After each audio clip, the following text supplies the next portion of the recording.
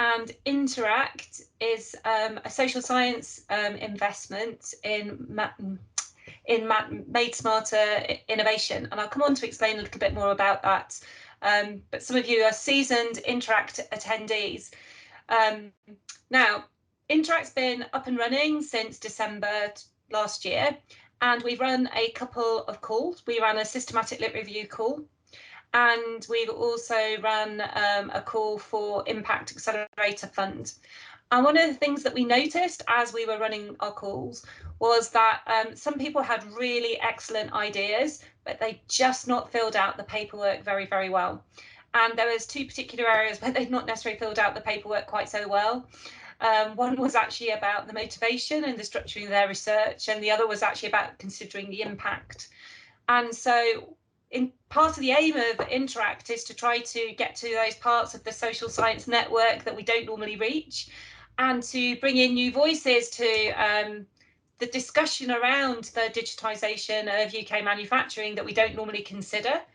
And so therefore what's really, really important is that we try to make our grant competitions as open as possible and increase the chance of everybody being successful. And being successful shouldn't just be based on the fact that you know how to write a good grant, and maybe that's knowledge that's embedded within your institution or through your own career. What we should be trying to do is to help people have the best opportunity of presenting their ideas in a way that will get funded.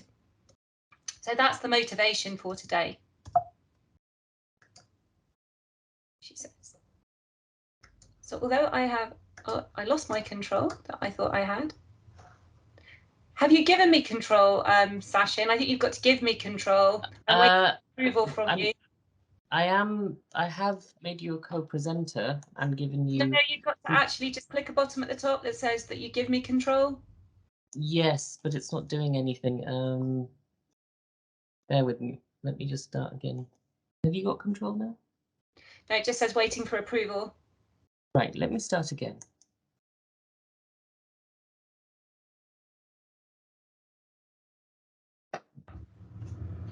So I'm requesting control, and now you need to, there we go. I think Brilliant. I have it now.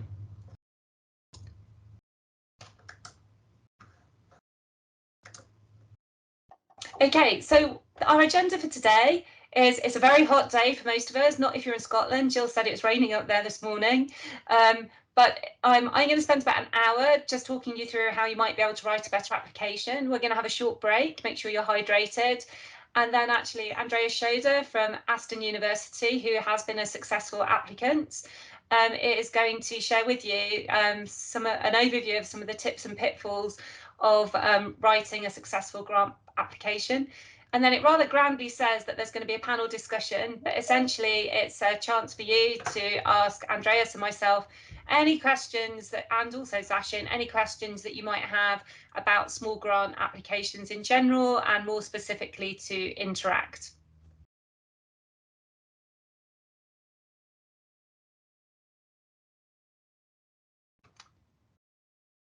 I don't know why, but this, it's not letting me. There we go. There we go. So just a little bit of background.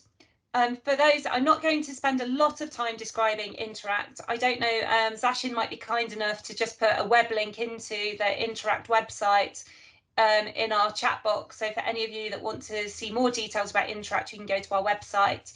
But essentially, Interact is an investment under the Made Smarter Innovation band. So therefore, a Made Smarter Innovation is a government challenge-driven investment, the aim of which is essentially to use the adoption of and accelerate the adoption of industrial digital technologies to UK manufacturers to make them more sustainable, productive and resilient. Now, what they appreciate is that technology alone will not achieve that, and that there's insights from social science and particularly human insights that can enable or accelerate that successful adoption of industrial digital technologies. And Interact's about creating that network of academics, manufacturers and industrial digital technology providers that facilitate the creation and sharing of those human insights. What we hope to achieve is to create an interdisciplinary community where we can generate actionable economic and social science insights for the benefit of UK business, in particularly UK manufacturers who are hoping to adopt industrial digital technologies. And we're essentially structured around a series of commissioned research projects and knowledge exchange projects that hang off 3 core work packages that are looking at the future of manufacturing, the digital future of manufacturing ecosystems, the future of work, and the future of the economy.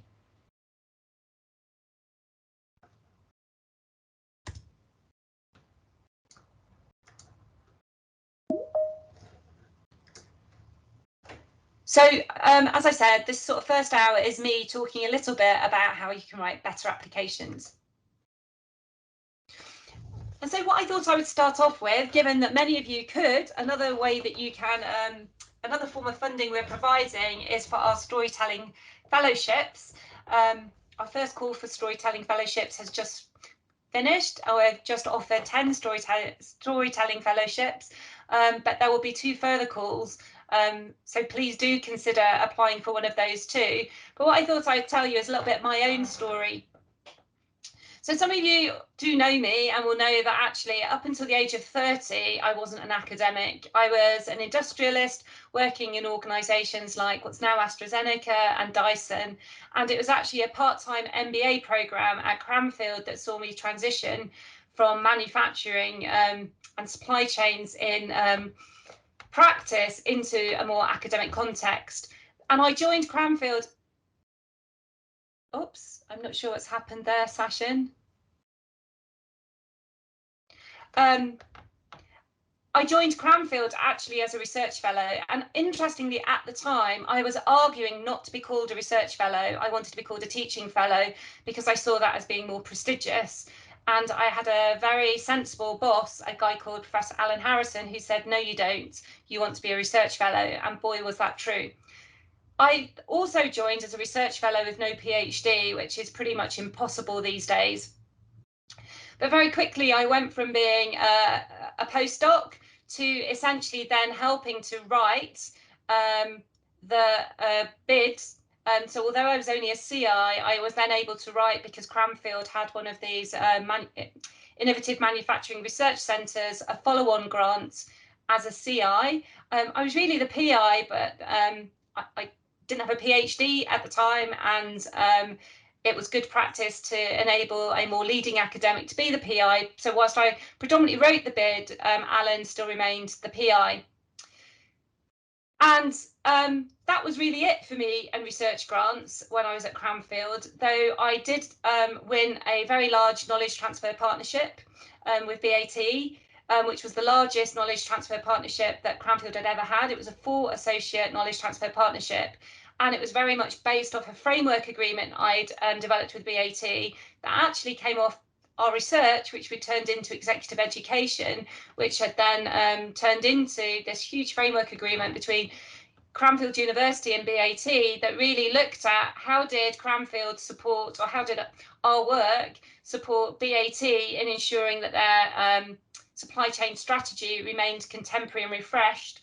And that had a research stream, an executive education stream, and actually a sort of recruitment stream, including our graduates. And I suppose what I started to learn was that it was really important to find good collaborators, but I suppose also too that it was really important to have a champion. So Alan was my champion. I'd also been lucky in my career to have people like Martin Christopher as my champion. But it was really when I moved to WMG where I had the opportunity to become a chair in supply chain. But I started with nothing. Literally, I started on day one with me and the opportunity to recruit 1 PhD student and 1 assistant professor. But what WMG had was a really, really strong focus on research funding. And I recreated an industrial collaborator forum, which gave me some sort of seed corn funding to then think about how I could grow a research group. But the second thing I set up again, a new thing was being at WMG, I was approached by a number of overseas fully funded PhD students who were looking for someone to support their PhD, and I was very open-minded. I would essentially accept any PhD student who had who it looked like had an interest in similar things and who we could work together. And so essentially my research group grew from an industrial collaborator forum and a group of overseas fully funded PhD students, and myself, and actually I think Donato's on the call. We then started to grow our group, and the first types of research grants we had were actually Innovate UK grants, because those grants were responding directly to a business need. They were perhaps slightly higher in terms of funding success than perhaps an ESRC or an EPSRC grant, and they very much aligned with the type of work that we were doing, but also the ethos of WMG. But what they require you to do is to adapt your theory to the actual problem that an organisation is facing. The next type of grant we then started to win was actually as COI to other projects that were happening in WMG at the time. And again, it's about being really open-minded, because a lot of the work that, or the first type of work we got approached for, supply chain is really an enabler. It's very hard to get funding for it directly because it seems to fall between the stools of EPSRC or ESRC. It's not quite physical enough or scientific enough for the EPSRC, but it's not quite social science enough for the ESRC, and you sort of end up in this abyss in the middle. So, but WMG had a number of perhaps more traditional EPSRC type researchers, particularly in material science and particularly in steel. And they were the first to be bold enough to say, you know what, let's make all of our bids have a supply chain package. And so what we started to do was to include as CI be able to have these work packages that were supply chain focused, were pushing forward our research agenda, but were in a steel context. And I am very, very grateful to my colleagues at WMG, particularly to Professor Claire Davis, to Professor Zhu Li, who were open-minded enough to consider including a more social science type of work package within their bids at a time when it wasn't necessarily commonplace. And many bids would say they were doing it, but weren't really doing it in practice. And some of those initial meetings were quite interesting. I can remember Claire once asking me, how can you say that an interview gives you real data? How can people's words be data? And perhaps having to demonstrate the value of our work. And what that also taught me is, in reality, if you're trying to grow a funding portfolio, it's actually much more time efficient to be a CI than it is to be a PI, because fundamentally, yes, you need to go to those shaping meetings about the overall bid, but fundamentally you are writing essentially your own research package for the work you want to do, that's directly within your control. And typically speaking, an appendix might be 1 page, but what goes into the main bid's probably 1/4 of a page. And what you can start to do is start to build that network and start to build your ideas up and start to build critical mass. And perhaps you only want to be a PI on big bids when you really, really want to, when it's your big idea. And actually the only large EPSRC or ESRC grant I have been PI on is Interact. And I strategically waited for that opportunity. I'd have been very, very sad if I'd not got it. And you could argue it was a very, very high risk strategy, but equally, perhaps I had bided my time and built my skills in order to do it. The other thing that I discovered, and actually I got I'd like to at this point say a lot of thanks actually to Jackie Glass, who led the Transform Construction Network Plus. At times I found UCL and Jackie to be incredibly, in the early days of that grant, I saw perhaps their approach to be critical, but in a way, a critical friend is your best friend, because what you want to do is to review any of your ideas, any of your work internally first before you send it out, because if people within your own network can give you that feedback and improve your work, then when it actually goes out to external review, it's going to be in a much, much better place. And what perhaps I learned through working with UCL in the Transform Construction Network Plus project was this importance of critical review and the importance of critical review pre-submission. And so for me, I think it's very important, particularly for early career researchers, but even for those of you that are perhaps trying to move from SL to chair, it is about a journey. it is really about finding good collaborators, the people that you trust, but it's also about being extremely open-minded. You know, be open-minded about the context. I hope some of you that are here today have never thought about doing research in manufacturing. That is great and amazing. But what you need to be good at is then adapting your ideas. You can't shove your idea into the manufacturing context without adapting it. Be very open-minded about funding types. There is the whole spectrum of funding types that you can apply for, from direct contract funding, Innovate UK type funding, as well as EPSRC or ESRC.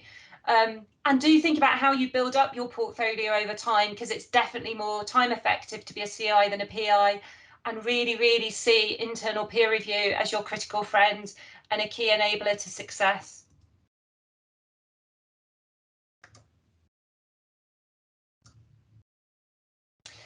So I started with nothing, literally nothing, when I joined WMG, and this was my portfolio in March last year before I left. Well, it's actually a little bit before I left. And what you can see here is a plethora, a real portfolio of grants that probably in total, if you were to add up the total grant value, was well over £10 million. And what you will also see is a relatively balanced portfolio of direct contract research, Innovate UK and Industrial Strategy Challenge Fund grants, EPSRC and ESRC grants. And the only way I could do this was not being PI on all those grants. Actually, the majority of EPSRC, ESRC grants, I was a CI on. I saw my area as an enabler.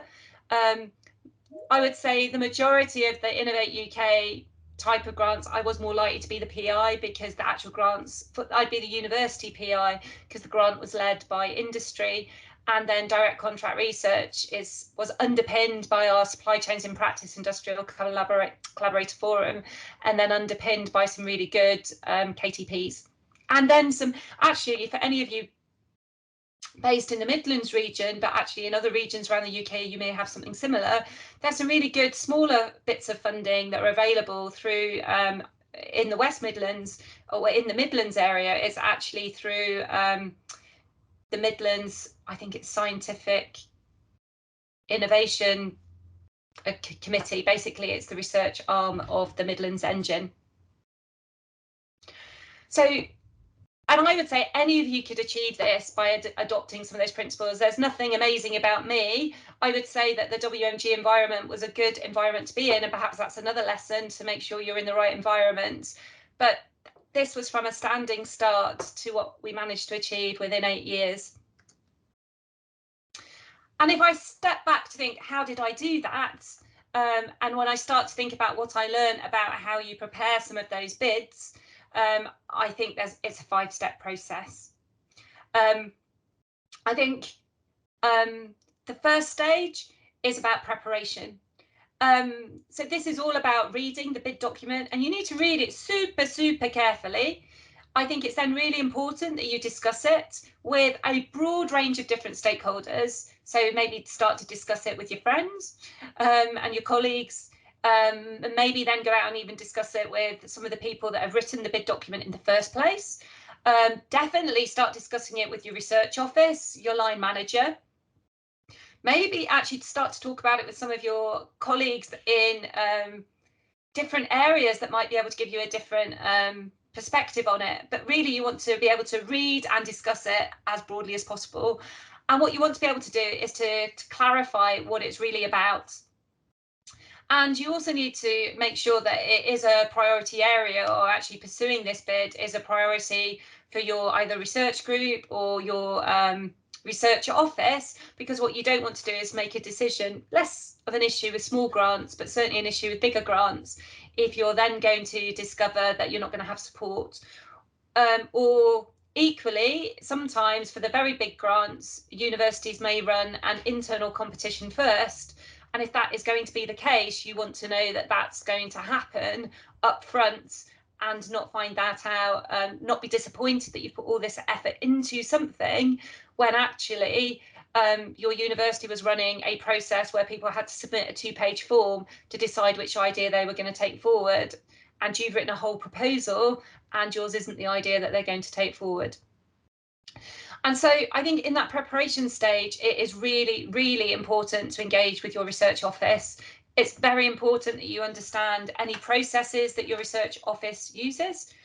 So for instance, both at WMG and at Loughborough, our research office has like a form you have to fill out, which is like an expression of interest form.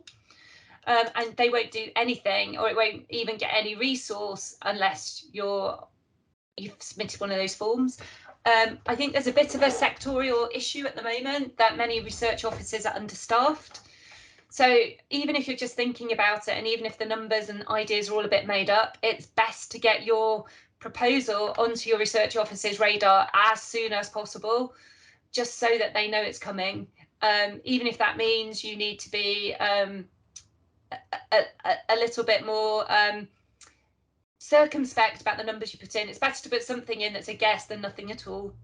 It's really important that you understand their timescales and sign-off decisions. So especially some of the larger universities, they can have what appears to be ridiculously long sign-off cycles. So they want things like 2 weeks in advance for somebody in finance to be able to sign off your costings, or to be able to get a certain approval.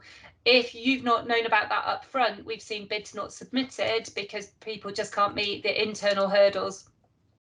And in particular, this applies to costings. Again, these things are less of an issue for a small grant, which is why I think small grants are such a good idea, because they help you begin to learn about these processes, but with many of the hurdles being a lot lower. The second thing you really need to think about, and this for all of you, you're not going to be applying for these grants unless you've done a PhD. So all I would say is go back to your fundamental principles of good research design. And even though our form may look short, we just want a short version of a really good research design. So some of the bids that were unsuccessful at the systematic review stage is because they'd not really approached it using the good principles of research design. So you need to think about what is your research question. You need to think about what is the theory base that you're contributing to. Therefore, what is the contribution? You need to think about the research design, the impact, and also at the building stage, you also need to think about how you're going to build your consortium. So this is just good academic practice. So don't be, essentially all that we're asking though, particularly in a small grant form, is that you can write all of that in a very, very short way. And some of it is split out, and we'll come on to talk about that from an interact perspective into different sections of the form. And again, I think the build stage should be very discursive. Now, different people approach this in different ways, but at the build stage, I love to work in PowerPoint because I think PowerPoint forces you to be very brief. It also makes it much, much easier to share things with people at a top level and to be able to hone and refine your ideas and your narrative before you get into the detail of the writing. And it was actually Anne Huff. Anne Huff has written a brilliant book. It's called Writing for Scholarly Publication. It's actually more tailored at writing academic papers. And I was very fortunate when I was at Cranfield to actually have a writing workshop led by Anne Huff. But I would strongly, strongly recommend her book. But she actually, when she was teaching us about writing papers, suggested a similar approach. And anyone that's written a paper with me knows that I like that approach, because the problem when you start writing things in Word documents, it enables people to use lots of words and to get quite complicated. And actually, there's a famous quote, I believe it was Mark Twain, who said, "I wrote you a long letter because I didn't have time to write a short one." What we want is clarity of thinking. Writing something in a brief form in PowerPoint forces you to have clarity of thinking, but it also makes it very easy for other people to check your logic, and that your clarity of thinking actually hangs together. And again, at WMG, I was very fortunate. There was a guy called Professor David Bott. He was actually one of the former founders of the Technology Strategy Board, had a very illustrious industrial career, was a chemist, but he was one of Lord Bhattacharya, had a sort of inner circle of advisors, and David Bott was one of these advisors. And I used to get David Bott to critique, particularly for Innovate UK grants, my storylines, and he would always turn them on their heads. And I used to do it at that build stage, because if I didn't have the clarity of thought at the idea stage, that was very unlikely I was going to be able to turn it into a compelling bid document. And actually, my son's recently gone to university and he's an English student, and he's just done online exams, 24-hour exams. And you can imagine some of the books he's got to read are massive. Most of his online exams would only allow him to write 1,200 words. And I thought, you know what, that's super smart, because he has 24 hours. He could probably write the long essay in 2 hours. I hope he wasn't working fully for 24 hours. But actually, the real challenge is to take that from 5,000 or 6,000 words and still maintain the meaning whilst we're reducing it down to 1,200 words. Now, the critical thing there is that it takes time. And so what you shouldn't view this as here's a deadline for a bid, I'm going to work up to that deadline and write it the night before. The really good bids, and this is a competitive process, will have taken that time to review and revise. So actually, that build phase is absolutely really, really important, because that's when you're going to get your foundations in place. And with those foundations in place, you can then write the bid document, you can prepare your CVs, and you can prepare the costings. But then what I strongly suggest is that you've allowed a good amount of time for this review and revision. And I have to be honest, I wasn't necessarily the best at taking the feedback at that review and revise phase. As I said, I used to feel a bit shirty about it, because in my sort of approach to things is to try to write them, in my mind, as perfectly as possible first time round. But of course, none of us are perfect, and we may not get our ideas perfect. I think you can minimise, oops, don't know what's happened there. It's all gone a bit random. Sorry, just came back. You can minimise the amount of review and revise you're doing by doing a lot of review and revise at the building stage. But what I strongly recommend is building in time to have your actual proposal reviewed by your research office. There's some really skilled people in research offices. They normally have a PhD, they've seen hundreds of bids, and they know what good looks like. With your line manager or your mentor, as I said, I was very fortunate to have people like Alan Harrison, Martin Christopher, but within WMG, I had some really good colleagues. And as I say, Jackie Glass is an absolute expert at this at UCL. You also want to think about whether or not any of those that had grant success within your organisation or elsewhere would take the time to review your grants, but you must build in the time to do it.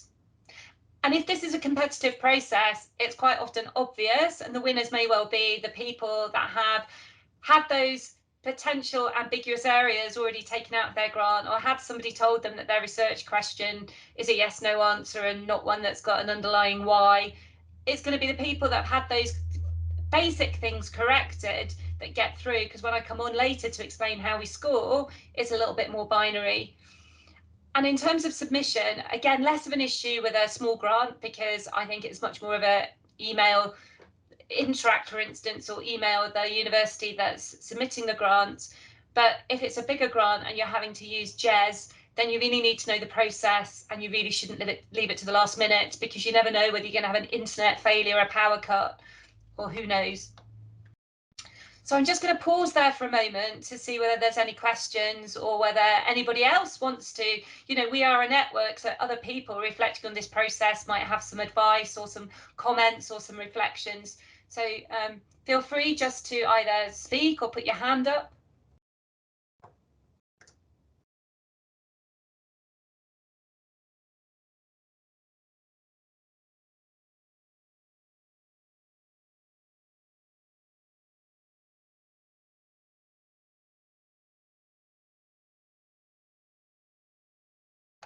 No comments? Anyone got any? Does this seem like a sensible process? Oh, DCR, direct contract research. That's where you get organisations to directly fund you. So this may be a company that directly gives you funds. It could be a body like the Midlands Engine that directly gives you funds.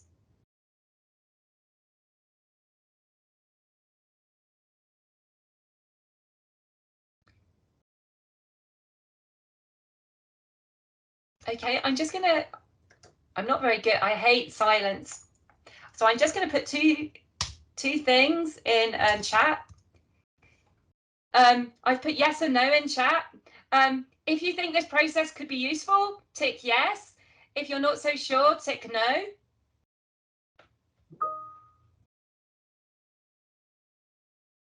Okay, so I'm just seeing some questions, some of you are a bit shyer. So normally the grants that got very tight timescales are smaller grants. And I think what you need to do, and I'd be really honest about this, is take this process and work out, could you do this process in the time that's available? And I think you have to make a decision about whether you go for the grant or not. So what I would say is, it's very even writing a grant with a short timescale can take a lot of time. If you think very strategically about whether or not you feel you are in a position to be able to submit that grant with a quality grant that's competitive. Sometimes, though, what you might do is submit it, even though you think it's a bit of a wild card, because actually it's forced you to do most of the work so that you've got, even if you're not successful, you've got a good starting point for something else. So in a way, most grant proposals, that even if they're unsuccessful, it's not work that's lost, because you could potentially look for work to repurpose. The other thing I would suggest is actually be proactive. You could basically have ideas already at the build stage, waiting for a research call. So actually you're then in a position to move quickly. So let me give you an example of that. Made Smarter Innovation had 2 CR&D calls.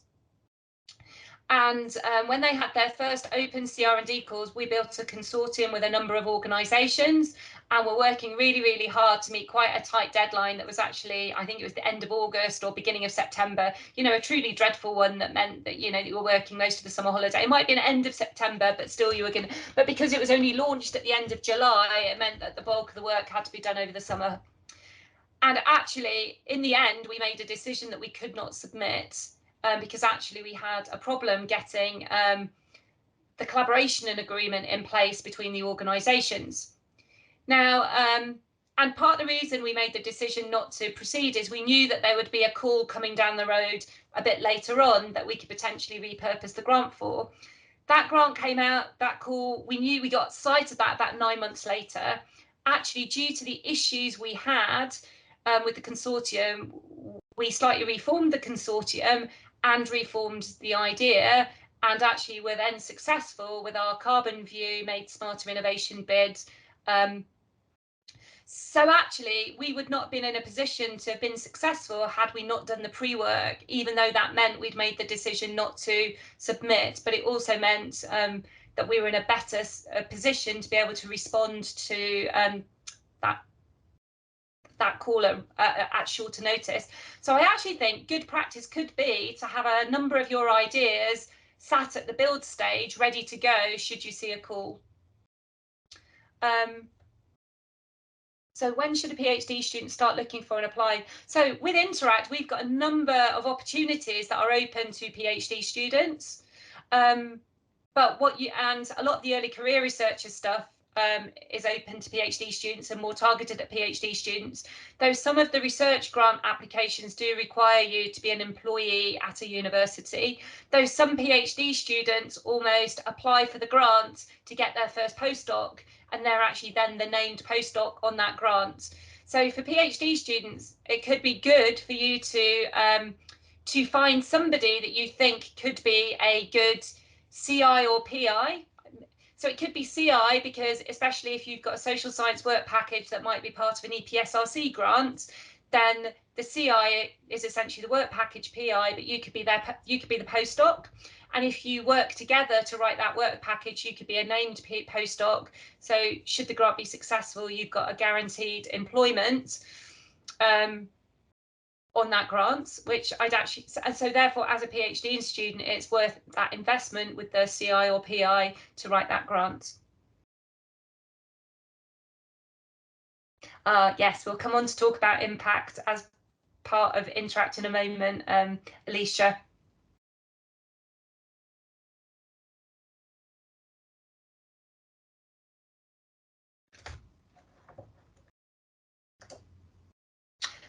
So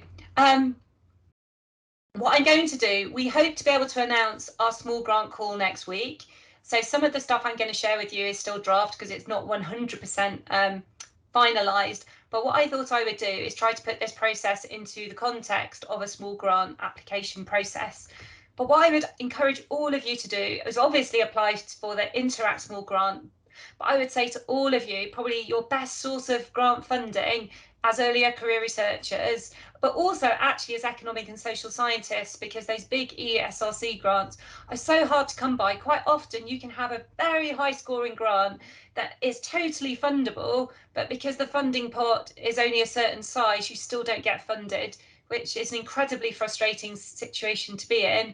What I would encourage everybody to do is to apply for small grants. Look out for all of those different network pluses that are out there, because applying to a university for a small grant has a far, far higher success rate than it does applying directly to the ESRC, and it helps you to start build up your track record. I think also within university promotion processes, it can be recognised just how difficult those big grants are. So if you're showing that you're active with the small grants and winning some of those, it can really, really help your promotions case. So the first thing I would say for anyone wanting to apply for any grant, remember I said start by reading, is you need to understand the context in which the grant you're applying for sits. So for our particular grants, we are part of Made Smarter Innovation. Everything we do has to align with the challenge aims. So Made Smarter Innovation Challenge Aim is all about helping UK manufacturing to become more productive and competitive through the innovation and diffusion of digital technology, and to support manufacturing to achieve net zero by 2050.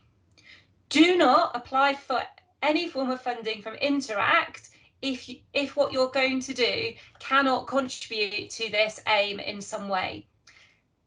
Equally, though, we're looking for wacky, novel, out the box, slightly different takes on this.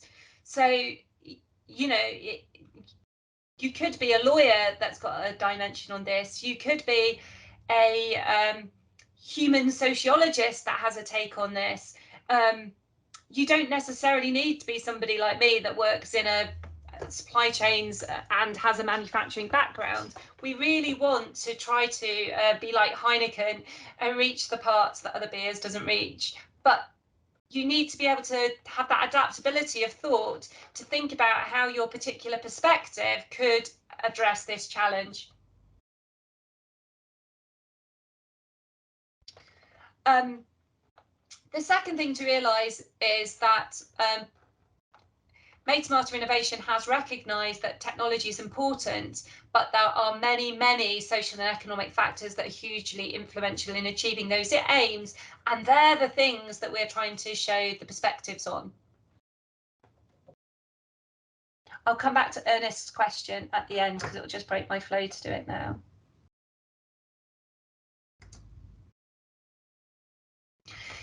So what you should recognise about Interact is that Interact is funded by UKRI, but it's an investment under the Made Smarter Challenge.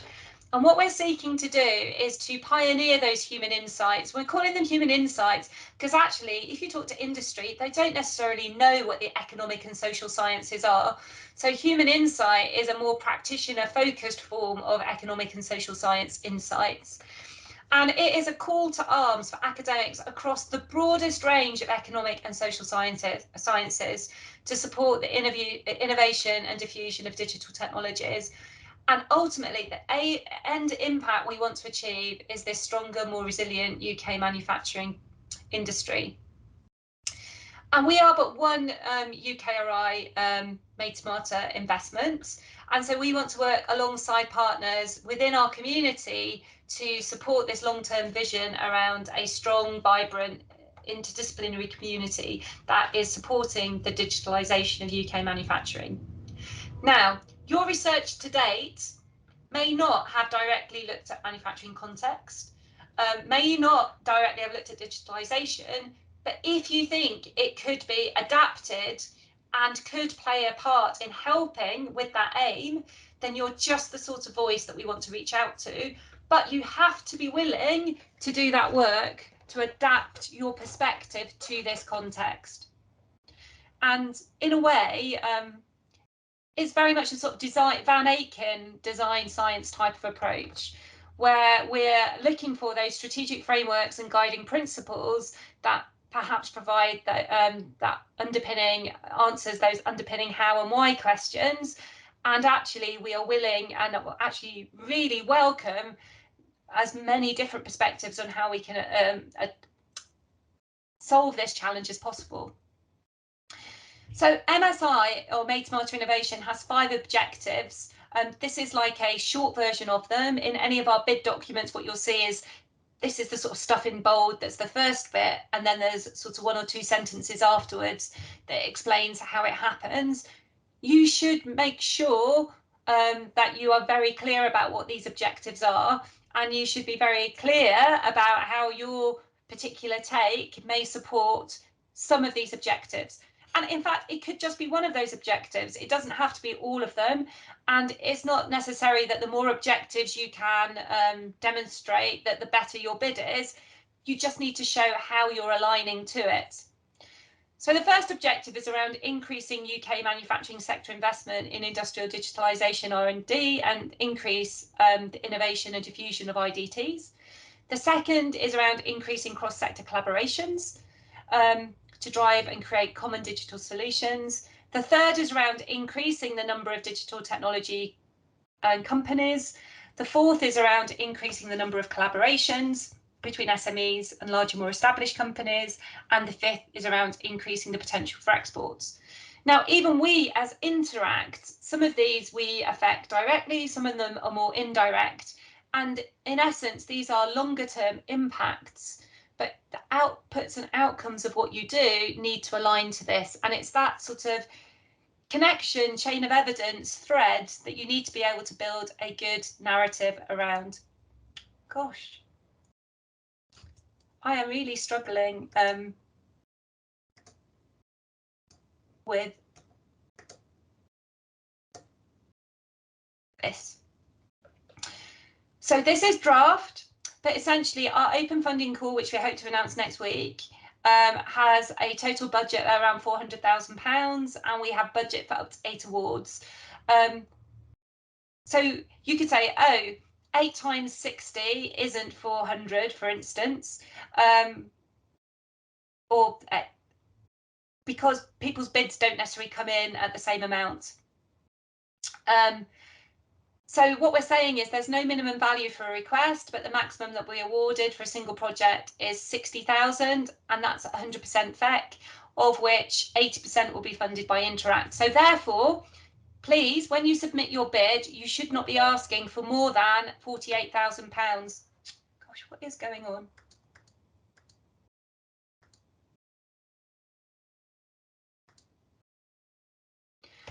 For a single project. Now, full economic costing or FEC is like an art in its own right. You definitely want to talk to your research office around this.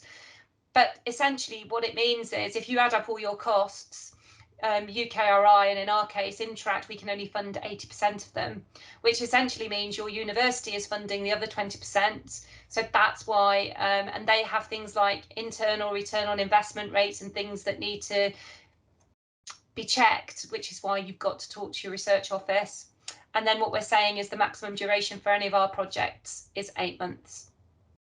So if you think about this, this will essentially pay for you to have a postdoc for up to 8 months, a bit of CI time and a bit of TNS,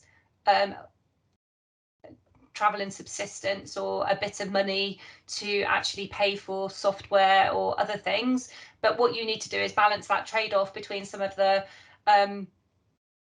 harder things you may want to purchase. The direct funded things such as travel or report writing or diagnostic tool development, and the amount of money that you spend on people.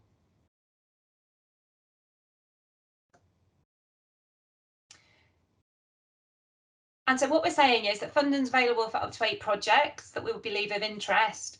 They're welcome from a broad range of economic and social sciences. And the critical thing here is that ultimately they should be able to create an actionable insight to support the delivery of the 5 MSI challenge objectives. Now, what we mean by actionable insight is ultimately, if you think about this, this is like a chain of knowledge of production. These research grants are what we'd say lower, they're more fundamental research. But what we'd like them to do is to have the potential to provide an insight that could be used by a manufacturer, or could be used by an industrial digital technology provider, or could be used by a policymaker. So what we want you to think about when you're writing your grant is, I'm not just going to produce academic papers. I do those anyway. They're very important for my career development. But how can I suck out of my research those insights that could be really useful to either a manufacturer or an industrial digital technology provider or a policymaker, and in what formats could I present them so that they're understandable and usable to one of those end audiences? So what we'd really like you to think about is that sort of change in mindset, which is, so much of the time I'm going to spend during my 8 months is actually doing the research, but I should leave enough time at the end to make sure that I am, and I've already thought about this in advance, that at some point I need to go from my academic stuff to pull out from that academic stuff the stuff that's going to be useful for either a manufacturer, an industrial digital technology provider, or a policymaker. And I've actually got a bit creative about the format I'm going to use to present those insights to industry or policy. So hopefully that sort of answers the question a bit earlier about impact. And what I'm going to go through now is some of the potential project themes, but these are just ideas. These are ideas that have come from BAYS, that have come from the Challenge Director and the Challenge team, and that have come from the ESRC, and that have come from our advisory board. So some of the types of things that your small grants could be exploring that we believe relate to the Made Smarter Innovation Challenges are things like, could relate to the innovation ecosystem, and questions like, what's the role of IDTs in enabling an effective innovation system for small and medium enterprises at the core of UK manufacturing? What are the digital challenges? What digital challenges are sector specific and which more general? How relevant is a sector perspective to the future of manufacturing? You know, as we move to more distributed manufacturing models, will we even look at things from a sector perspective in the future? I think maybe COVID and now the Ukraine war and other things have taught us that we can't look at resilience, productivity and sustainability separately. So, for instance, we might want to explore what's the role of digitalisation in enabling the trade-off between those, or what behaviour change is required to support this. There's a lot of work done also around net zero, and I think there's a difference here between resource efficiency and energy efficiency.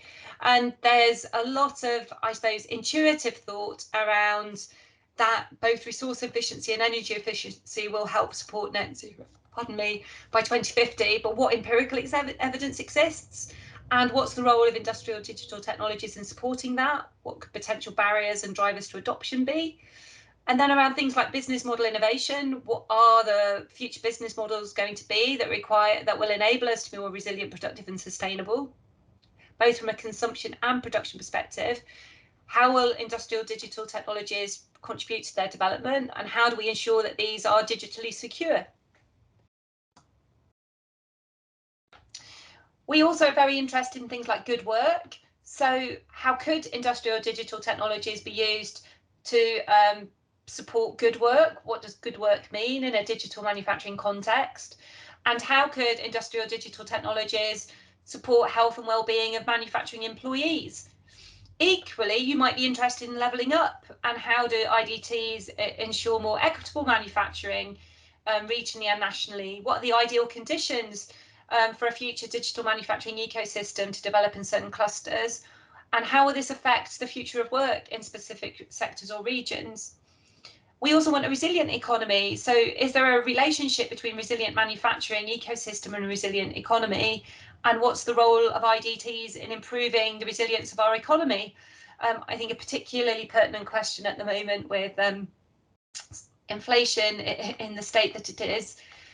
But equally, from an EDI perspective, you know, how can industrial digital technologies enable the development of a manufacturing ecosystem in the UK that is more equitable, diverse and inclusive? And I think one of the challenge directors' thoughts are, they've got 5 objectives. Which of those, is there one of those that's more important? Is there like a core objective that if you pursue that objective, then everything else just falls in place behind? Is there a hierarchy of objectives? Now, you don't have to specifically answer one of these questions. As you notice, it says e.g. These are potential project themes. You may have other ideas, and these are just here to guide your thoughts and to help you think about what you might like to do, as opposed to saying you have to align to these ideas.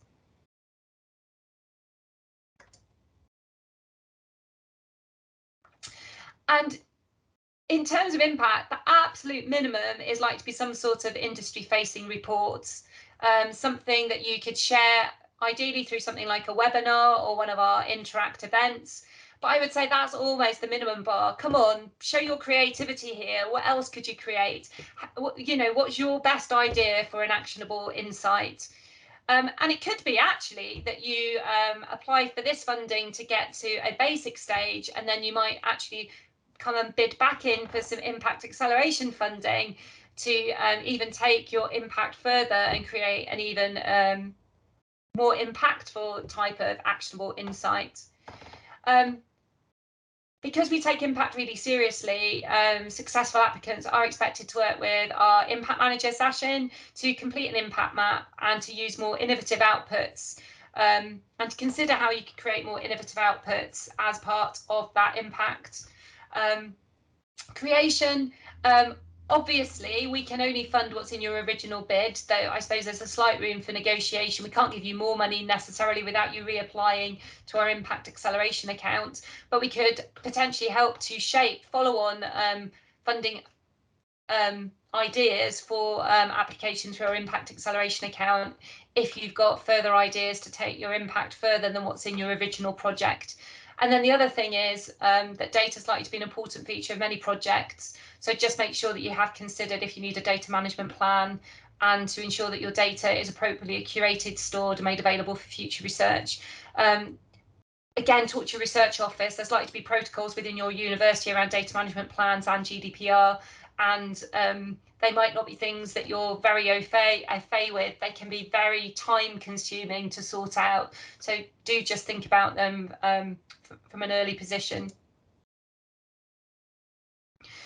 So we actually use 5 scoring criteria, and all applications are assessed against the same 5 criteria regardless of size. All that we do is, under the value for money criteria, we just essentially assume that what you're asking for represents value for money in relation to the scale of what you're asking for. So if you ask for 20 grand, but you're not spending it very sensibly, you're no more likely to get a bid, to win the bid, than someone asking for 60 grand that is spending their money very sensibly. If we had, I don't know, some really good bids and we needed to go to 420,000 against our pot, we have some flexibility against other pots of money where we could make that decision too. So really, we want to fund the best research, and we want to fund the best portfolio of research. All our proposals are scored against 5 criteria, so it's a very straightforward scheme. But in this respect, and this is why you need to be very sensible about how you fill out the form, it is binary. So you cannot get 1.5 or 2.5 or half. If you have not demonstrated you meet a sub-criteria, you will get 0. If you have demonstrated you've partially met that criteria, you will get 1. And if you have fully met that criteria, even if we don't particularly like your idea, you will get 3. And so therefore, you could argue that this actually is quite mechanistic, in that what you can do is engineer the process to try to get 3 for every single one of these criteria. From my experience of reviewing proposals to date, the sections where people are most likely to get it wrong, i.e. and get 0s or predominantly 1s, are contribution, rigor and impact. And in a way, they're probably it seems to be easier for people to demonstrate management and value for money. They're a bit more straightforward. And so what I'm going to do now in my sort of last 5 minutes or so, 5 to 10 minutes, I think we can be a little bit flexible on timing, is just take you through those 3 criteria in a little bit more detail.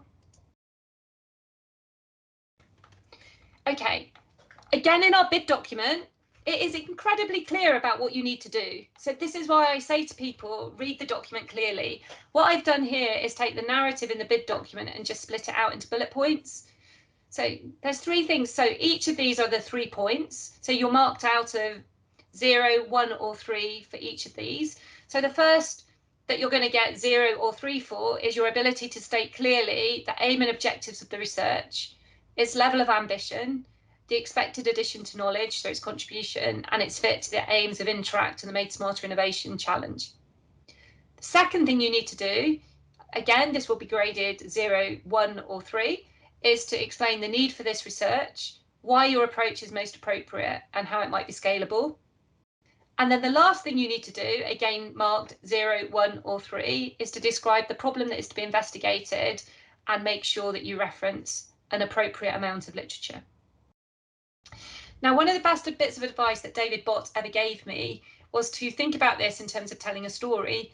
And actually, if any of you apply for Innovate UK grants, I think there's 10 sections. But David always said you should never write them in that order. When you're writing it, you're much more likely to write it certain sections first and then certain sections afterwards. He's tried to get Innovate UK to change the order of the sections, but they haven't, because what you need to think in your mind is, what's the story? What is the logic of the narrative?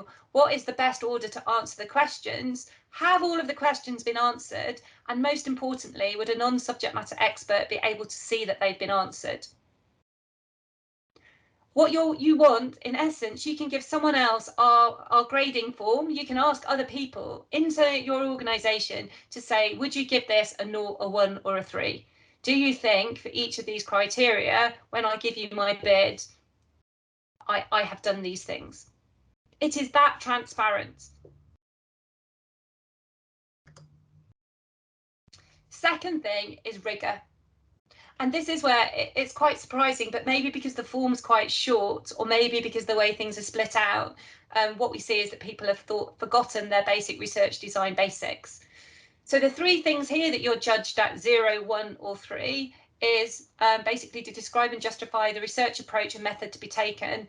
The most common thing that's missing here, though you may have dealt with it in another section, just make sure you refer back to it here, is your research question.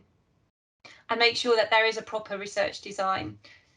The second thing, you need to explain how the project engages with the idea of interdisciplinary inquiry.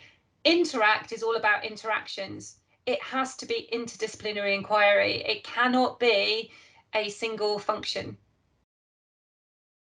So therefore, it's really, really important. This is why you need to read your documents properly, because you need to build interdisciplinary inquiry into your idea right from the get-go. And then you also need to state how the proposed outcomes, you need to state the proposed outputs and outcomes from the research, and then think about how they refer to destination journals, conferences and industry groups. So here it really is about adhering to those good principles of research design, making sure that you link to the context from the contribution section, and that you start with the research aim and supporting research questions or objectives. And this is actually an output from Transform Construction Network Plus. There's a web link here. Sashin might be able to just pop that into the chat for me. But essentially, we wrote a guide for creating impact for Transform Construction Network Plus.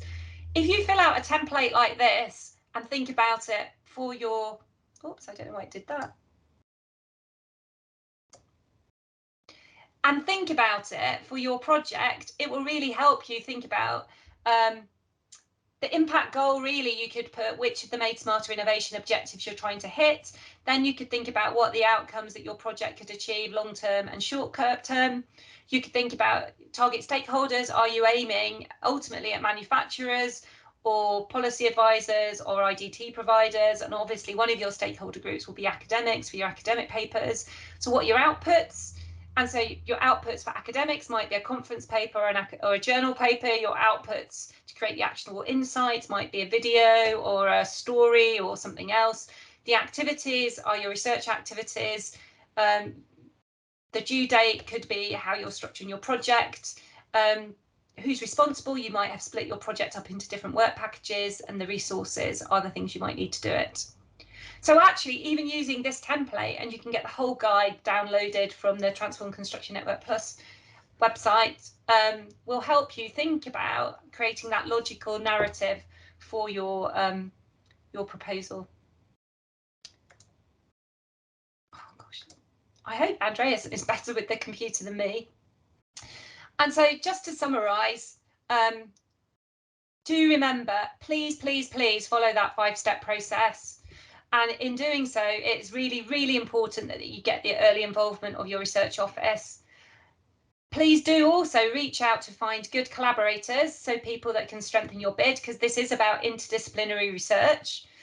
And it's really important you can show that interdisciplinary perspective, but also find good critical friends. You need to find those people that would be willing to, if you give them your bid and our judging criteria, would be able to give you a score for your proposal and help you make it better. But you also need to be open-minded. You have to tailor your ideas to the context of Made Smarter Innovation and Interact. So you need to be willing to adapt your ideas to that concept. And even if you're not successful with this round, do not give up, because you've already got an idea at that build stage. You can continue to reflect, review and revise, and at some point you will be successful. So before we go for a break, are there any questions?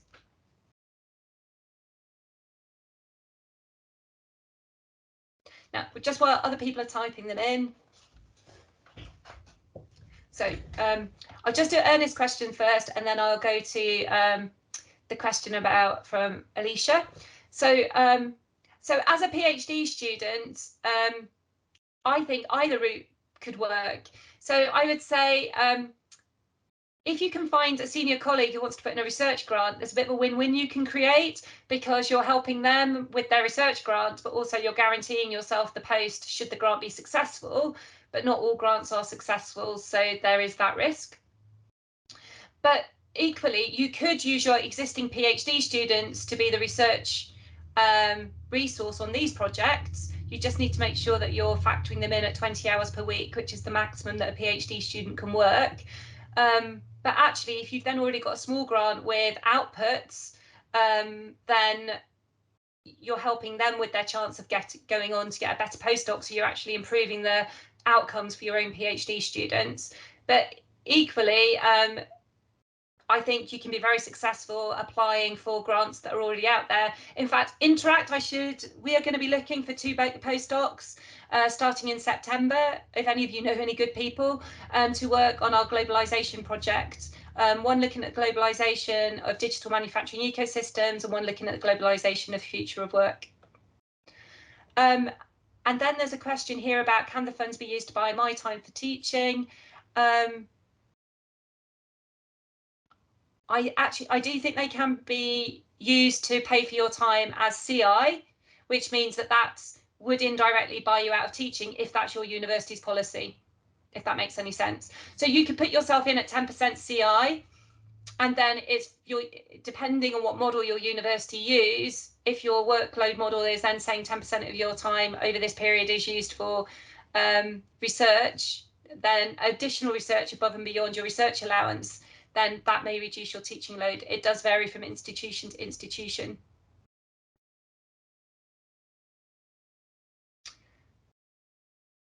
I don't think postdocs can apply for the grants because they're not employed, but they could get somebody within the institution to write the grant, and then the postdoc could be the named researcher on the grant. That's Nikolai's question.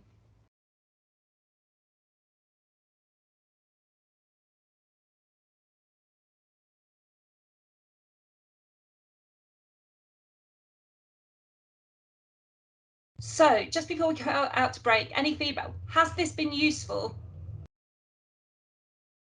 I know you'd all like to be silent and not speak. So words are fine if you want. Is there anything else that would be useful for me to cover?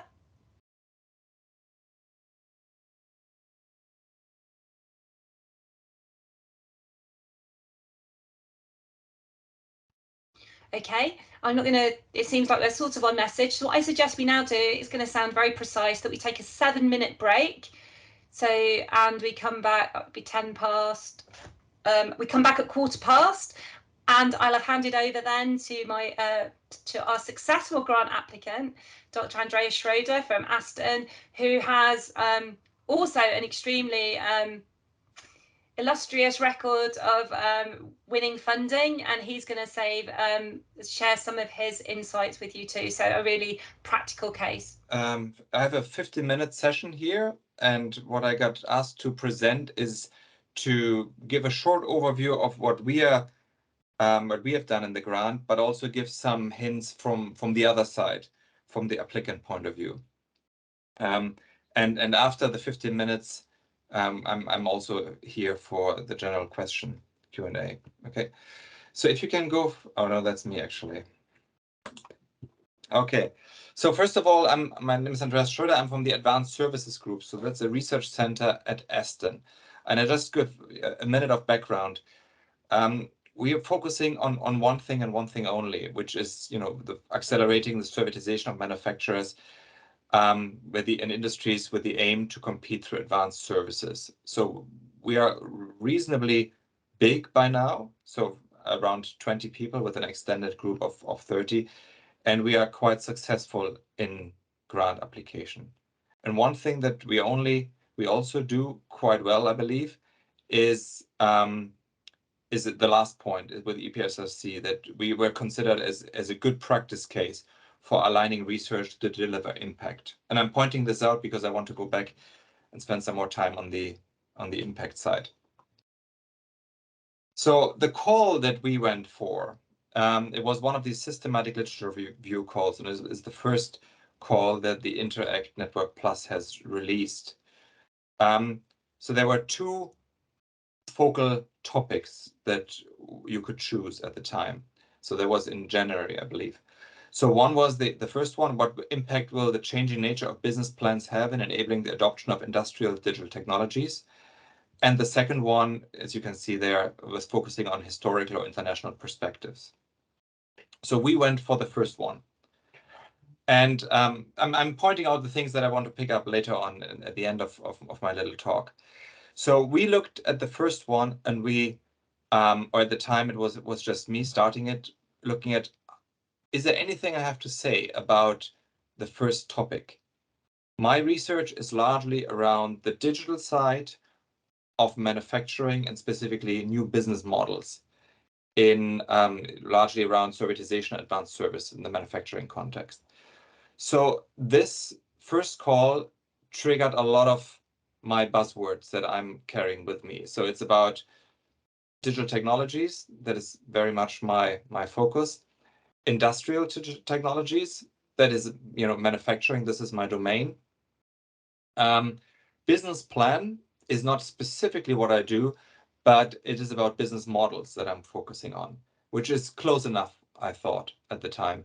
So for me, this triggered my interest. I said, okay, this is something I may have to be able to say something about. But on the other hand, I didn't really understand at the time what was it they're looking for. So was, for example, the things that went through my head, are they looking at the changing nature of business plans as a subject? Is that the thing that we're focusing on, or is it the object?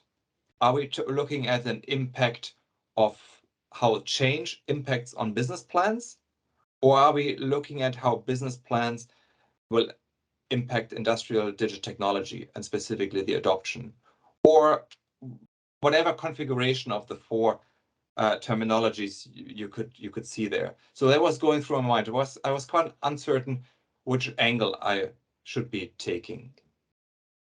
But at the time, then we put together a team, and I come to the team in a minute. And when I go on the reflection, I said, okay, I invited my colleagues and people I did not yet know to join me in exploring how we could fill up this more generic request.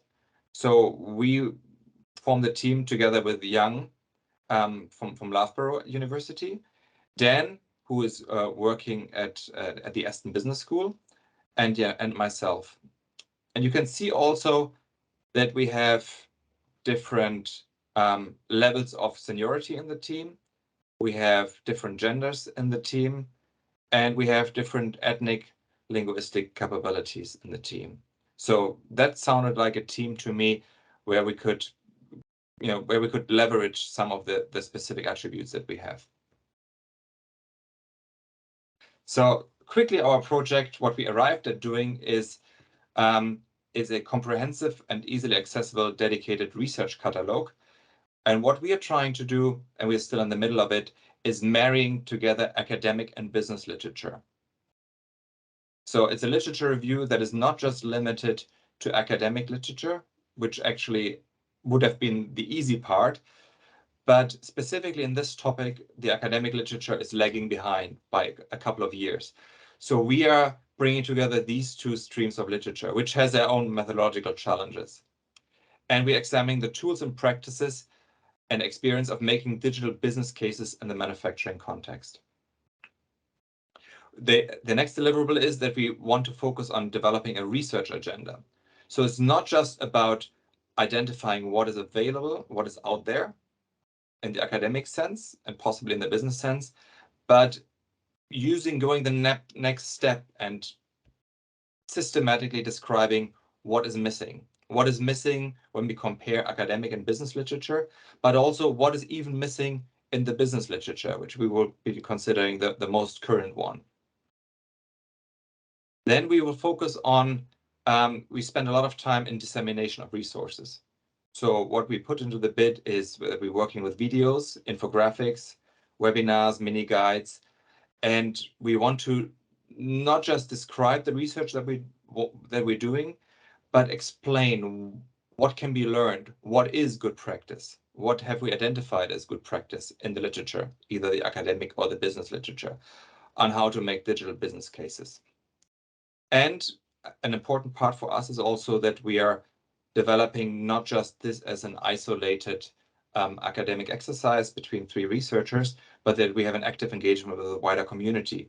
And this for us is the opportunity to identify the gaps as they are, because we are engaging with business leaders in the field, and they help us to identify and evaluate whatever we find, to which extent is it addressing their challenges or not. So this is where the gap comes in. Okay, lessons learned.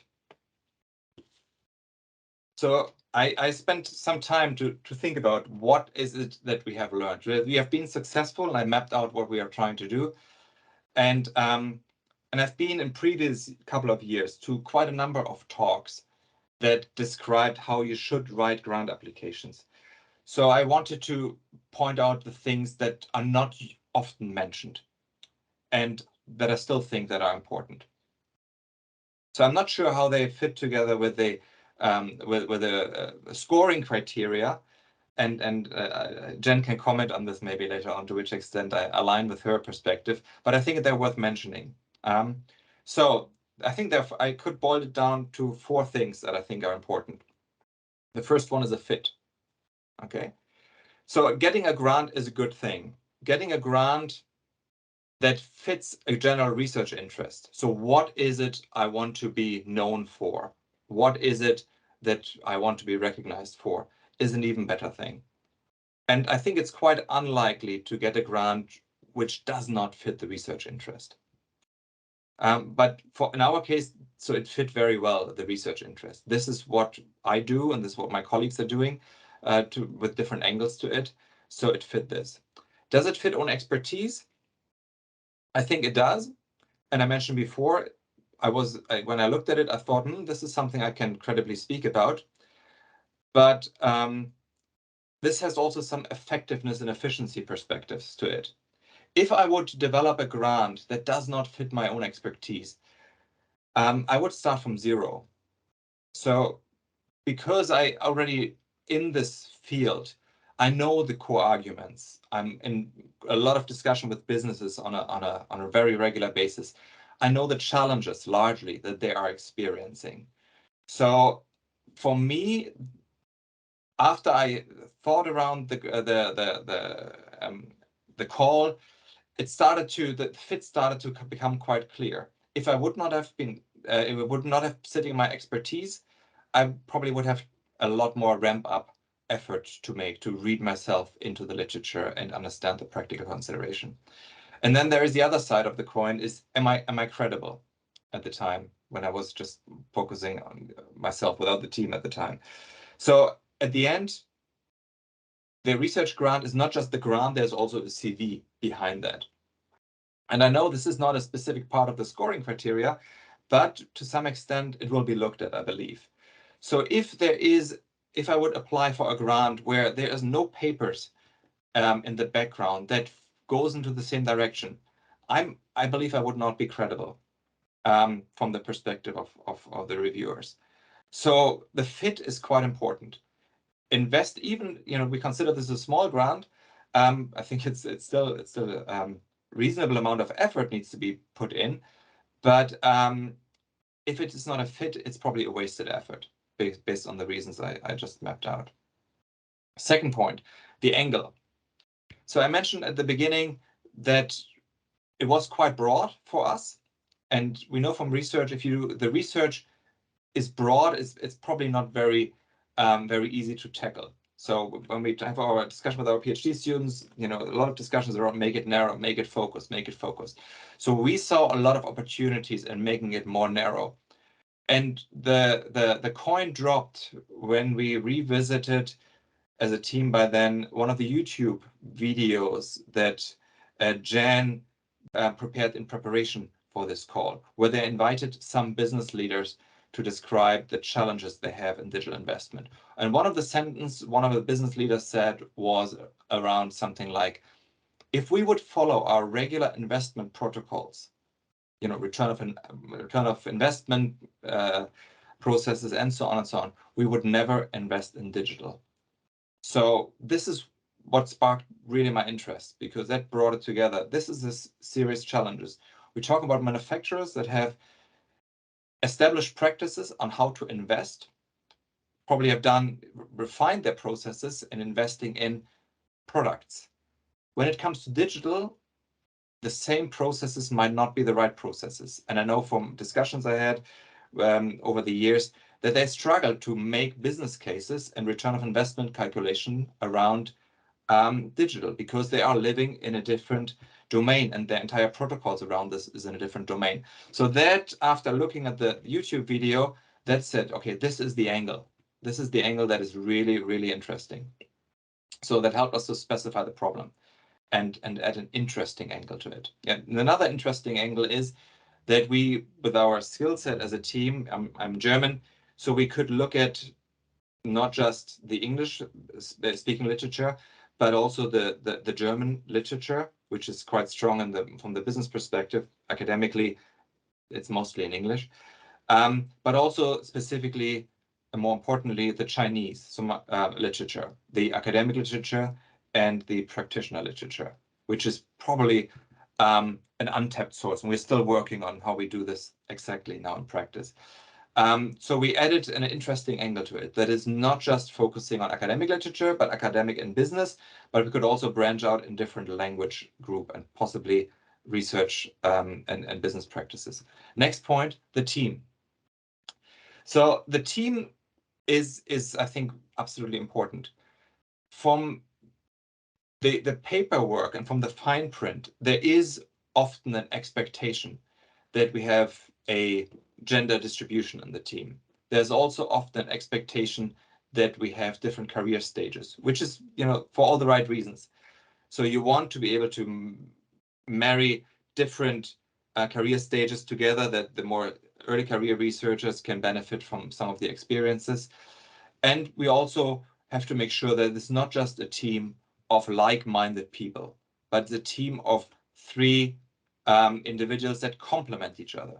I often find when I review grants that there's a team, it's either they're all the same, or they are very different, but it's not clear how they complement each other. What is it that these people bring in that really gels together and makes this grant, high likelihood of success? So we achieved this as well. We were quite systematic and strategic in bringing the team together because we wanted to achieve these 3 points. The next one, can we trust each other? Okay, there are 2 points to trust. It sounds a bit esoteric, but it has real world implications. Trust, I mean, at this point, if you invite somebody to join a grant, most likely they will say yes. If you get something out of them in terms of preparing the grant, or once you got the grant that they actually contribute, that is not always the case. So we were quite focused on finding people that we can trust. We say this, we do this as a team. It's can become quite arduous to develop the grant proposal together. It can become quite arduous at the other side in doing the project together. So we wanted to have people that we can trust with each other. And we can talk about this in the Q&A. And the last thing is it's the hustle. And I think this is probably one of the most important points for me. A lot of universities have formal feedback processes, review processes for grant applications. And they are there for the right reasons. I mean, you submit it, you get a few paragraphs, and they're largely polite, and that's what you get. And that, I believe, is not enough. So Jen mentioned this before, that she benefited from having a critical friend, very senior people that she couldn't fall back up on. And this is really what is needed. It is needed a reviewer at different stages that goes beyond the formal polite feedback. Okay, the question is how to get these people. And again, if this is of interest, we can talk about this in the Q&A. But I believe these formal processes are not enough in the way they're being handled at most universities. And you want somebody that is going beyond this polite feedback stage. And you want to have to share the journey. Sharing the journey means, for me, when I say I make a grant, I want to hear people say it and hold me account to it. Okay, I want to speak about my grant applications with people so that when it begins to become a bit harder and when it becomes a bit dicey, that they remind me of what I was set myself out to do, and I want to be not disappoint them. So I want them to have a stake in my journey, and that makes me do the hard parts of the job. So that's what I call the hustle. So in my case, I had the benefit that I could, at repeated stages, share this, and I was making big use of it. Even though it's considered a relatively small grant, if I do it properly. So I used all the contacts I had of senior people, and I bugged them repeatedly. I sent them the drafts on Sunday night, so I knew that they would have this as first draft on the email on Monday morning, so there was no way out, and I could call them at 11 o'clock on Monday to find their feedback. So this is what I mean by hustle. If you are just waiting for things to happen, for feedback to happen, you get the polite feedback and so on, but I think more is required. Okay, so this is my lessons learned. Thank you very much.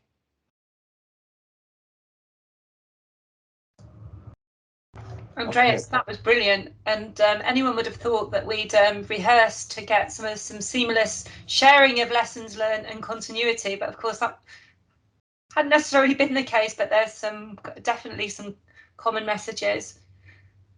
But I learned a lot just myself, so thank you. And what I can honestly say, so and this is why small grants are really good. So we had to get up and running really quickly with Interact, and we got our systematic review call out within something like 6 or 8 weeks of having launched.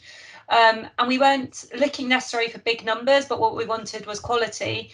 So if you'd applied for our original systematic reviews, we only had 8 applications. So straight away, because there was 2 topics, you've got something like you're on a 25% success rate, which is far higher than for most grants. But actually, I can honestly say that what I'm saying, you know, if you're marked at 0, 1 or 3, you can't really afford to be judged at 0 for anything. And I think what you can see with Andreas's systematic approach, they did not get a 0 for anything. And for the majority of things, they were getting 3. And that is because you can see, and to be fair to Andreas, you are part of a very experienced research centre and you have some of the experience of this process, but you can see that even for a grant of this size, just how seriously Andreas and the team and your support structures have taken it. And I think that's perhaps the big lesson for everybody. We want to share these grants and for more people to be able to get involved in this type of grant. But the bar is high because people take grant applications very, very seriously. And if you want to be successful, you need to show that same seriousness about the process. So I would agree with this. So I mentioned this, if one does it for real. And that means no stops and really going for it. And yeah, it doesn't matter if it's a £200,000 grant or a £50,000 grant. Yeah. So Andreas, there's some questions in the chat for you. Can you see them? Yeah, I see from Chris. Hi, Chris. How much money did you apply for and what do you plan to spend the money on? That's a very detailed question. Maybe you can, I can share my balance sheet at the end with you if you email me. I mean, it was around 55,000, I believe. And there is all kinds of things that you would usually see, but we also set money aside for videos. So we have, again, this is one of the things, we put a lot of things in our grant, things that we want to do, but we also were able to say, okay, we have already experience in this. So we have done repeatedly videos. So we kind of know what we are doing, and we know what it costs, and we know also what it involves. And for the marker of these grants, we can show them, yeah, this is a video that we have already done. So we've put in for professional video developers. It still involves us having to do the entire script, but somebody who can then turn this into an animated video is something that we have, and that probably is quite interesting. Yeah. There's another question from Christopher. Yeah, I mean, this is one of the questions I've reflected quite a lot in the ramp up to this. How do you ensure that your critical friends speak frankly and go beyond polite feedback? Okay, so I think there are two things to it. Polite feedback is very efficient, because for polite feedback, usually you say, yeah, fix these 3 things, and then you should be all right. People only go beyond polite feedback if they believe in that you're taking it on board.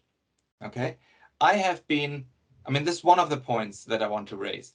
I've been in a situation where I gave feedback and it was ignored largely, or I didn't have the feeling that it was appreciated. They never got back to me and showed me, this is a grant upgrade, that was implemented, and so on and so on. So I was reluctant to put any more time in there that would be required for the honest feedback in the up stage.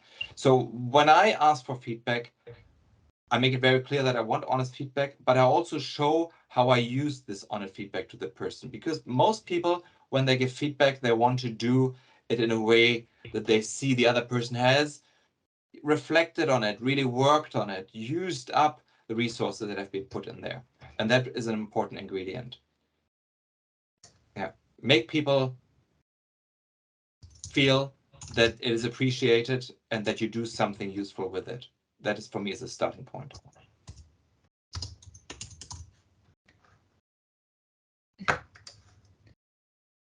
Let me just go back to chat.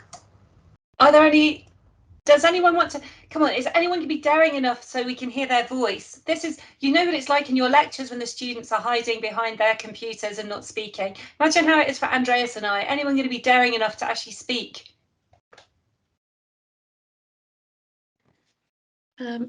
Hi, Andreas and Jan. This is a great session. I was just wondering, while writing up the bid, Andreas, what was the most difficult stage for you personally, and what your advice would be? for early career researchers or first timers who are approaching writing a grant bid? Thank you. I think so I'm not early career researcher anymore, but I mean there are always people who are a lot more senior than me. I think sharing the first draft. I think this is it, and I was delaying it quite a bit. I still had time baked in, but saying, okay, I think I've done a good job, but and the first draft, I mean the feedback I got was on the non-polite side. So they literally sent me back to the drawing board, and it is that's fair enough. They were right. At least, I mean, it helped me to stop, go back, rethink everything, and come from the other angle. So I think this is the hardest bit. I mean, everything costs time and effort, but being able to air what you have cooked up in your own basement is probably the hardest bit. But maybe I can raise one point. So about the team. So I knew one of the team members. I didn't know the other one. So Yang, who's our early career researcher, I didn't know personally, at least not in detail. So how did I get to her, and why did her invite her to join the team? So she got in touch with me, I think September, October, because she was interested in my research. And that, of course, is always flattering. So I had a session and engaged with her. And at the same time, I looked at her profile and I could see things I'm looking for. One is, there is evidence of somebody who finishes jobs. So there were published papers on this. And you want to have people on the team that have not just good ideas, but are also good at finishing. And I also was very interested that she shows initiative. So reaching out and saying, can we have a coffee? And I'm really interested, and sharing drafts of things. I thought this is really, I mean, brave, initiative, and ambitious. And I liked all of these ingredients. So when it came around to putting the team together, I remembered her as being, one of the people that I think has a huge potential.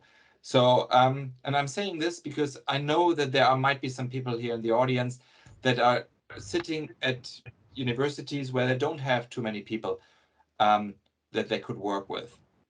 Reaching out is a possibility, and is actually appreciated if it is done, not just if there's some time invested in it, and you and the person that is approached realizes there is some serious interest in there.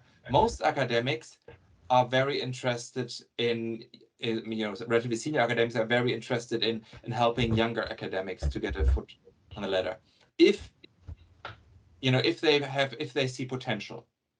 Okay, so in this case it worked out this way, and I would encourage everybody to go down this route. Yeah, Andreas, I can concur.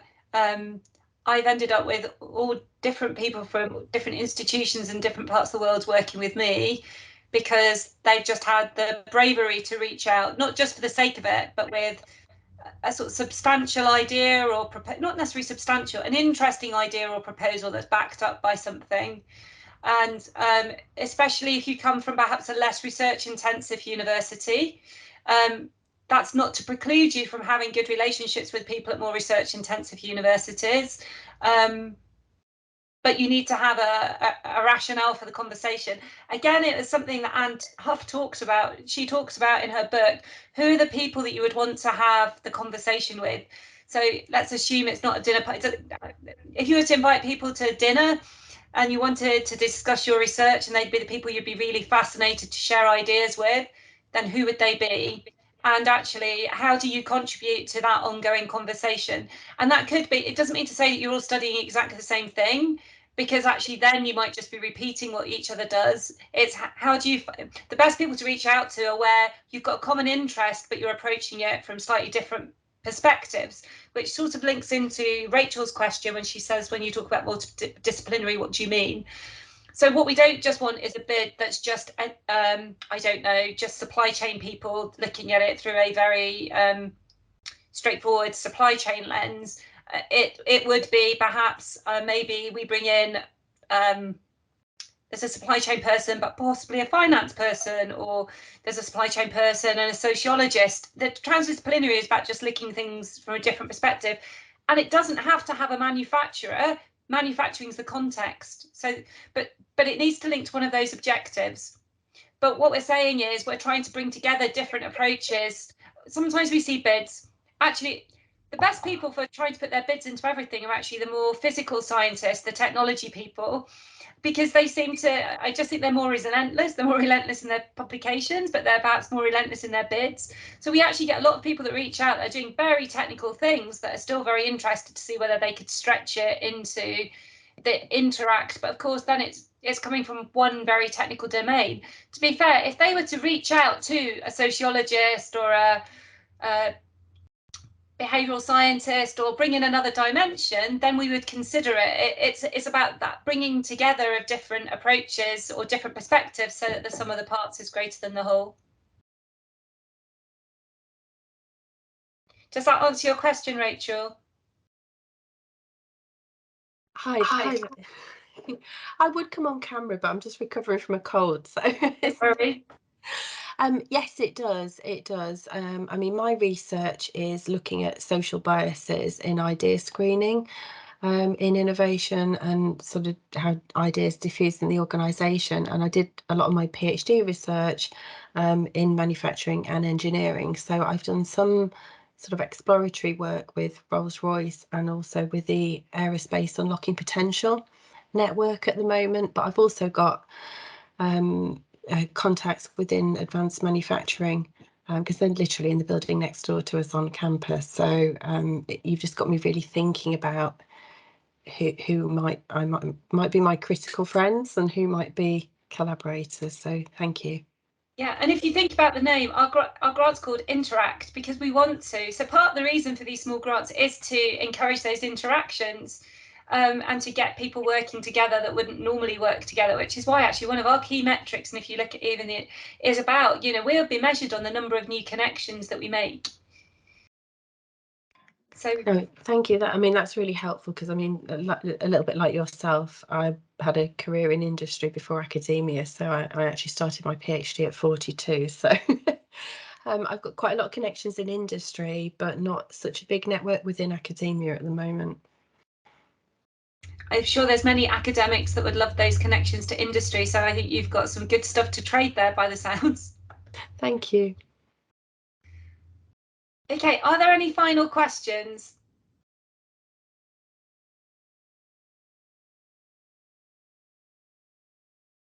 If not, I just want to thank Andreas. I can remember when we looked at the two bids, in fact, our two first systematic review bids were both won by academics at Aston, and we were slightly concerned about this, but to be fair, they were incredibly well-written bids, and they did have partners. I think yours is with Loughborough and the other one from Ahmed's with Cranfield, but they were extremely well-written bids that were doing that, as you say, Andreas, they sort of brought an interesting perspective. When I see Andreas just present back now with his insights, you can absolutely see it sort of verifies why we were right to nominate the two grants, because I think your openness and insightfulness, I think will really help others apply successfully in the future. So Andreas, thank you very much for your really considered and thoughtful approach in preparing for today. Thank you. So if we go to the next slide, please, Sashin. Or Will, whoever's got control. I think you've got control, Jan. Oh, you give me control. Oh, this is a bit dangerous. What I would just like to point out, for those of you who perhaps know a little less about manufacturing, July the 7th is actually National Manufacturing Day. And so if you look around your region, what you should be finding is that various different factories should be opening their doors so you can go and visit. So we've teamed up with Siemens. Siemens is an organisation that I did a KTP with when I was at Warwick, finished off in October last year, and the KTP associate has gone on to work in Siemens. It took a lot of our work around supply chain segmentation and put it into practice for the next generation of Siemens products. So we're going to work with Siemens to host a Discovery Day on the digital future of manufacturing ecosystems on the 7th of July, which will be hosted at Siemens Congleton. For more details of it, please do either look us up on LinkedIn or on the Interact webpage. You may, if you're on a mailing list, have had a direct mailing about it. It's a really fantastic opportunity to see digitalisation in action, but also to be part of a workshop in the afternoon, helping to think about what the digital future of manufacturing ecosystem looks like. And so I would strongly recommend you to sign up for our Discovery Day. It won't be streamed online because we want people to get together. But if you can't come to our Discovery Day, that one's in Congleton, then I strongly suggest look out in your region to see which factories, as part of National Manufacturing Days, are opening their doors, and go along and visit. And the second thing is just a placeholder. Please, please, please block out 3rd of October for our Interact annual conference, which will be held in IET at Savoy Place, train strikes permitting. So please block that day out. I appreciate the start is close to the beginning of term. Believe it or not, it's actually quite difficult to get any conference space now because everybody is now rebooking their conferences. So there's a bit of a conference catch-up going on. But it would be great to see as many of you in person as we can, and it's just a great opportunity for us to interact together, because I think we have sort of got into the habit of doing it virtually, but actually there's a lot of other interactions that can happen serendipitously if you meet face to face. And so I'm just about to give you, hopefully, 5 minutes of your lives back, 6 minutes of your lives back. I think most of you have already signed up. If not, then join us on Twitter and LinkedIn. You can see some of our videos on YouTube. Do sign up for our mailing list and look out for, because in that way you will be proactively mailed the details about the launch of our small grant programme. Keep interacting and have a lovely weekend. Thank you.